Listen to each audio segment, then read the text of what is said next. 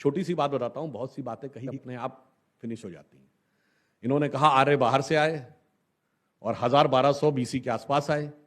अब मजे की बात क्या था कि इनको पता ही नहीं था कि टेक्नोलॉजी कहां कहां पे मात दे देगी।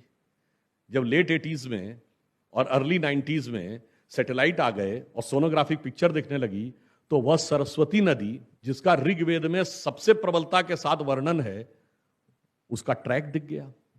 अब जियोलॉजिकली यह प्रूव हो गया कि सरस्वती नदी लगभग 4500 से 5000 साल पहले सूख गई थी।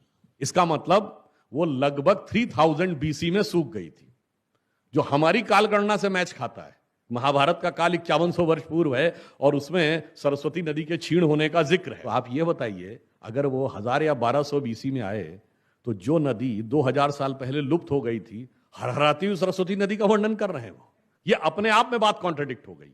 और टेक्नोलॉजी आगे कैसे मारती चली जा रही है। आप ये देखिए, जब राम जन्मभूमि का विषय शुरू हुआ तो उन्होंने कहा जी ये तो सादी जमीन पे बनी थी। अब उन्हें क्या पता था कुछ साल में सोनोग्राफिक पिक्चर की टेक्नोलॉजी आ जाएगी। अब सोनोग्राफिक पिक्चर की टेक्नोलॉजी आ गई तो नीचे स्ट्रक्चर दिखने लगा। तो 2003 में जब अटल जी की सरकार थी तो हाई कोर्ट में रखा गया कि साहब सोनोग्राफिक पिक्चर में दिख रहा है। तो कहा गया, तब उन्होंने कहा हाँ दिख रहा है, तो ईदगाह पे बनाया गया था। फिर उसके बाद जब खुदाई हुई और उसमें खंभे निकलने लगे तो उन्होंने कहा नहीं नहीं ये तो जी जैन मंदिर था। फिर जब उसके अंदर विष्णु वाराह सब कुछ निकलने लगा, तो इवन जब इलाहाबाद हाई कोर्ट की लखनऊ बेंच में इसकी सुनवाई चल रही थी तो उन्होंने कहा कि भाई आपका स्टैंड क्या है, आपका स्टैंड लगातार क्यों बदल रहा है कि पहले प्लेन जमीन पे था, फिर स्ट्रक्चर दिखा तो ईदगाह था, जब उसमें कुछ भी ईद जैसा नहीं दिखा, मतलब मुस्लिम स्ट्रक्चर नहीं दिखा तो वो जैन मंदिर था। आप बार बार स्टैंड क्यों चेंज कर रहे हैं। और आप ये समझिए कि जिन इतिहासकारों को सबसे बड़ा इतिहास का विशेषज्ञ माना गया, देखिए यहां तो आपका सिस्टम पे कब्जा था, प्रसार माध्यमों पर जो चाहिए वो कहलवा लीजिए। पर जब आप कोर्ट में जाते हैं तो कोर्ट ने ये कहा दोनों पक्षों से कि आप अपने अपने पक्ष के इतिहासकार भी ला सकते हैं। तो राम जन्मभूमि के पक्ष से जो इतिहासकार लोग गए वो थे, उसमें देवेंद्र स्वरूप जी थे, बहुत से लोग पुराने जानते होंगे, डॉक्टर हर्ष नारायण थे, ग्रोवर साहब थे, एसपी गुप्ता थे। इसमें दो लोगों से तो मैं खुद मिला हूं बचपन में। उधर से कौन थे, इसमें दिमाग लगाने की जरूरत नहीं है, वही डीएन झा, आरएस शर्मा, रोमिला थापर, सूरज भान वगैरह वगैरह। अब मजे की बात कि उनकी तरफ से, यानी तथाकथित बाबरी मस्जिद के केस की तरफ से इतिहासकार थे, वो स्वयं नहीं आते थे, अपने रिप्रेजेंटेटिव भेजते थे। तो कोर्ट ने कहा कि ठीक है, आप पहले ये बताइए कि इस विषय पर आपकी जानकारी क्या है, आप ऐतिहासिक विशेषज्ञ के रूप में आए हैं तो आपका एंशिएंट इंडिया विषय है क्या। तो उन्होंने कहा जी एंशिएंट इंडिया विषय नहीं है। चलिए, तब उससे कहा गया कि भाई हिस्ट्री में दो विषय होते हैं ना, आर्कियोलॉजी और कल्चर, यानी साहित्य का अध्ययन करें या जो खुदाई का विषय है।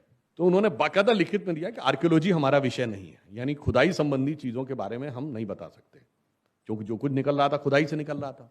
अब अगर आप वो नहीं है तो आप जो साहित्यिक प्रमाण है उस पर बात करेंगे। अब जितने भी शिलालेख निकल रहे थे या जो लिटरेरी एविडेंस अवेलेबल थे वो दो ही भाषाओं में अवेलेबल थे, संस्कृत और फारसी। तो उनसे पूछा गया कि आपने, तो उन्होंने बाकायदा लिख के दिया कि हमें फारसी तो नहीं आती, संस्कृत भी नहीं आती।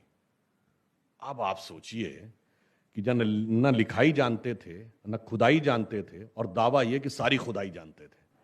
वो लोग पूरे मीडिया को कैप्चर किए हुए थे और राम जन्मभूमि एक ऐसा बोगस चीज है वगैरह वगैरह। और प्रसार माध्यमों के दौड़ की इंतहा तो सोचिए, जब खंभा निकला तो कहते हैं खंभा तो लाके रख दिया गया होगा लखनऊ के म्यूजियम से, और जब वहां दर्जनों खंभे निकल आए उसके बावजूद भी बेशर्मी के साथ इस पॉइंट पे अटके हुए थे, अरे इतने खंभे कौन लाके कहां से लाके रख सकता है, जबकि एक एक चीज की वीडियोग्राफी हुई है।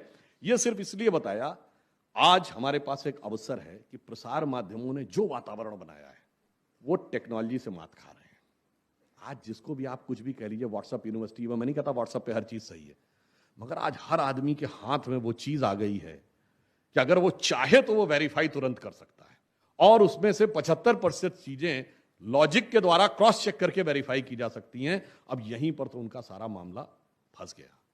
और ये जो प्रभाव था वो सिर्फ प्रिंट मीडिया और इलेक्ट्रॉनिक मीडिया पे नहीं था। और आप देखिए उसमें कैसे वो अपने प्रभाव बना के रखते हैं। मैं एक उदाहरण बताना चाहता हूं, अभी 2 साल पहले की बात है कि एक अमेरिकी पत्रकार आए, वहां के एस्टेब्लिशमेंट का नाम नहीं लूंगा, वो बाई चांस आए थे किसी आरएसएस के बारे में बात करने, और वो टकरा गए हमसे, तो थोड़ा सा हमसे प्रभावित हो गए। तो उन्होंने कहा इफ यू डोंट माइंड, क्या आप हमारे साथ बैठ के थोड़ा सा बता सकते हैं। तो मैंने उनको संघ के बारे में बताया। मैंने कहा जी वनवासी क्षेत्रों में सबसे बड़ा काम करने वाला संगठन वनवासी कल्याण आश्रम संघ का है। सबसे ज़्यादा विद्यालय चलते हैं विद्या भारती, किसी दुनिया में संस्थान के नहीं है, वो मैंने बताया। मैंने सेवा भारती के बारे में बताया। मैंने कहा सबसे बड़ा विद्यार्थियों का संगठन ABVP है। फिर चाहे विश्व हिंदू परिषद सबसे बड़ा धार्मिक संगठन है। हमने कहा राजनीति रूप में आप भाजपा कहते हो, सब कुछ मैंने बहुत बताया। तो वो इम्प्रेस्ड हुआ। अब देखिए क्या होता है। वहां से फोन भी आया मेरे पास क्रॉस चेक करने के लिए कि आपने ये बोला है। मैंने कहा हाँ जी बोला। जो मैंने बोला वो तो उसने लिखा। फिर इंटरप्रिटेशन क्या किया कि it seems that RSS has become a state with in state in India. अब बताइए सारे सेवा कार्य को कैसे नकारात्मक रूप से उसने चित्रित कर दिया। यह है प्रसार माध्यमों पर कब्जा होने का प्रभाव। और वो सिर्फ कब्जा इतना ही नहीं था। अगर आप देखें, मैं उदाहरण देना चाहता हूं, 1998 की एक घटना थी, आपको याद हो, डांग में, गुजरात में इतना हल्ला मचाया गया कि मिशनरी के स्कूलों पे हमला हो गया। जबकि वो घटना नवंबर 1998 की है, इसलिए मैं डेट के साथ बता रहा हूं। Not even a single died, not even a single hospitalised and not even a single पक्का स्ट्रक्चर डैमेज्ड। कुछ टीन शेड डैमेज हुए थे, मगर इसके बावजूद इतना हो हल्ला हुआ कि क्रिश्चियन मिशनरीज पे अटैक, क्रिश्चियन मिशनरीज पे अटैक, कि पोप का बयान आ गया। मगर उसी नवंबर 1998 में मलेशिया में 1 दर्जन चर्च आग लगा के जला दिए गए। पोप का बयान नहीं आया। और यहां मैं फिर कह रहा हूं, not even a single died, not even a single hospitalised and not even a single पक्का स्ट्रक्चर डैमेज, फिर भी आ गया। यह था प्रसार माध्यमों का कमाल।